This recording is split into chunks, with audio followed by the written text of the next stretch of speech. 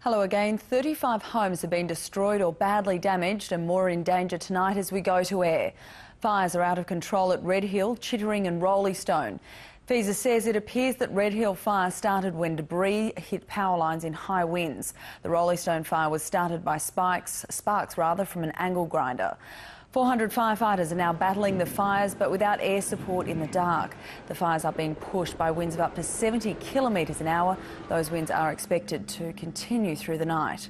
And we have new pictures in from our team. They show the Buckingham Bridge, that's on the Brooklyn Highway in Kelmscott, collapsing in flame. Take a look.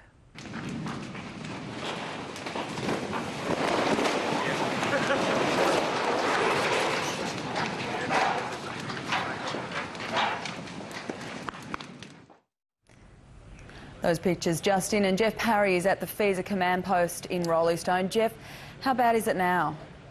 Well, there are real problems here, Sally. 35 was the original tally, and we're starting to learn now that that loss of housing and damage to housing is probably going to be greater, certainly greater, as the fire crews get in and make the assessment. We do know also that there are the houses that are still on fire in the Kelmscott Roleystone area. Paul Ryan, who's the incident manager, is with me. Your guys are getting in and discovering damage that you weren't aware of previously when that number of homes damaged was set. Yes, what we have, Jeff, we've got urban search and rescue teams, and they're into one area at the moment, and they're doing assessments. So when they go into an area, they view the streets from the roadways. They're able to take pictures of the area and make notes of what damage has occurred to the property. At this stage, in just one area alone, we're identifying a number of homes that have been lost in the Roleystone area. And these are houses that weren't figured into that 35? Initial figures have indicated that we had about approximately 35, but as time goes on, those figures will obviously more than likely increase as we go through these areas throughout the night. With your urban search and rescue crews, yes. I've got to ask this, is any bodies, any loss of life that they're aware of? None has been reported at this stage. OK, so that's possibly good news? That is good news. OK, but you also have homes down there on fire as we stand here? That's correct, yes. We have a number of homes still in the Roleystone area, south of Brooklyn Highway, that have been affected by fire, and we still have a number of homes in Clifton Hills that have been damaged.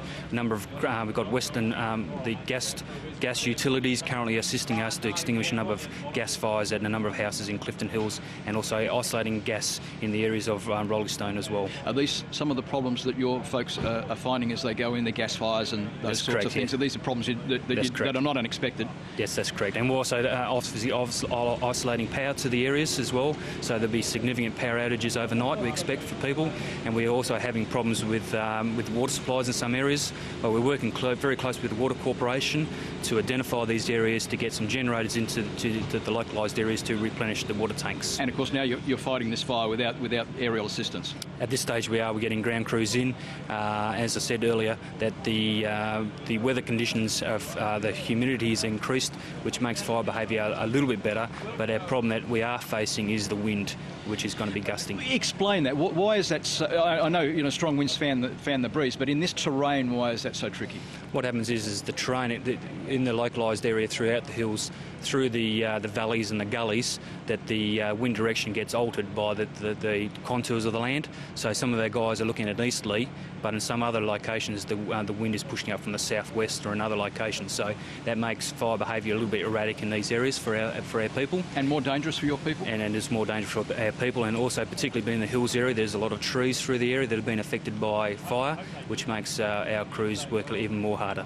You've mentioned before about bringing reinforcements in from Bunbury and Geraldton and Northam. Are you going to have to go further? Are there more reserves that you can call on? Currently our Metropolitan Regional Operations Centre is organising task force from other locations throughout the metro area. As obviously other fires abate and are addressed, we're going to move our appliances around the metro as we need them. You've got fire and rescue here, the full-time guys. Yes. You've also got air services, the airport firefighters. Yes. That's unusual, isn't it? That is unusual. Our resources have been stretched considerably throughout the day, so we've called upon the airport's fire service to come and give us an assistance. We've used DEC crews throughout the Rollestone and the Clifton Hills area, and we're also using Bushfire volunteers and SCS volunteers as well have come in to help us. Can you just quickly, for the people who are maybe facing down the fire coming their way, yes. what's your potted advice for them now? Our advice to them, if you have a bush survival plan, please implement that now. But we are saying that if you see fire near your area, take the actions as per your plan, and some of those plans may be to evacuate the area. And would you, obviously if you're unsure, would you advise evacuation? At this stage, the fire behaviour in some parts has abated, like in Clifton Hills the fire has been contained.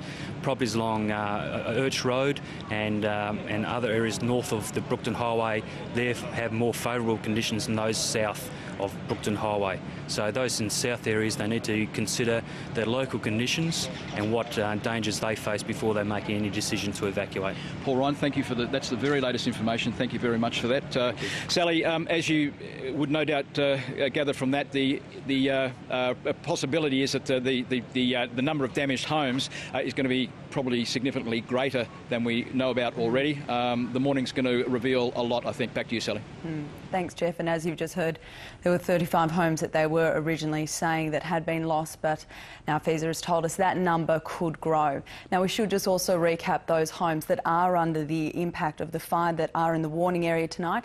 They include Carmichael Place, Nugent Close, Cochrane Road, Cairo Road, Turner Road, Canning Mills Road, Urch Road, Pete Road, Brookton Highway, Old Coach Place, Bromfield Road, Hill Road, right to the Albany Highway. That was the latest from Jeff Harry at the FESA Command at Rollestone. And for the 7 News team for now, good night.